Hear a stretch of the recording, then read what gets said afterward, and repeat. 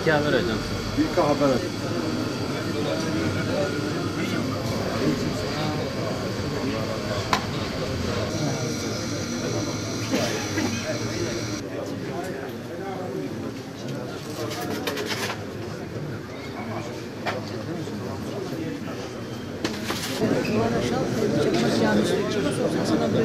Sen Hafız Mustafa Hüseyin Hoca'nın cenazesine gelmiş miydin?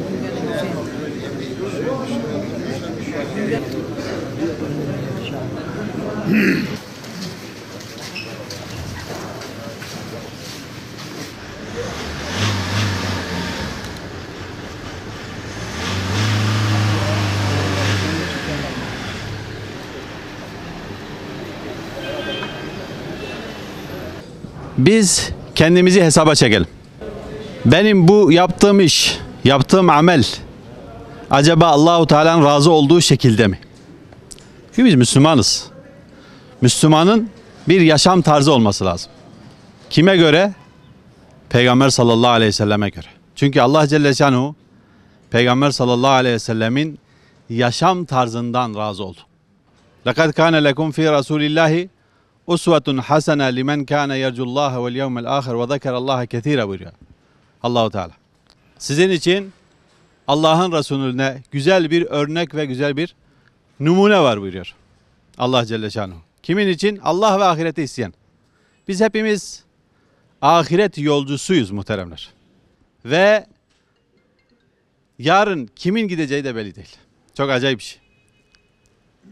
Ama bizim ne ümitlerimiz var, ne emellerimiz var. Şunu yapacağız, bunu yapacağız dünya için. Ama ahireti hiç hesaba katmıyoruz.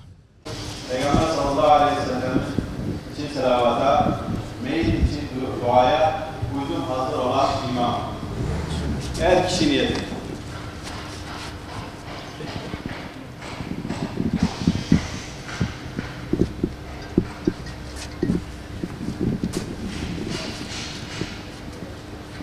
Allahu Ekber.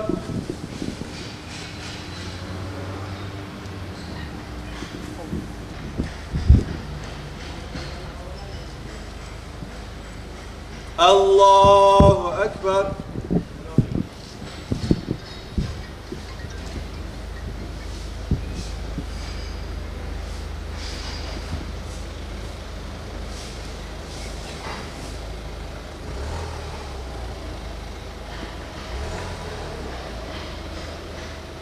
Allahu Ekber. Esselamu Aleyküm ve Rahmetullah. Esselamu Aleyküm ve Rahmetullah. Evet. Bütün ölmüşlerin ruhları için, özellikle batın ruhları için Lillahi Teala'l-Fatiha.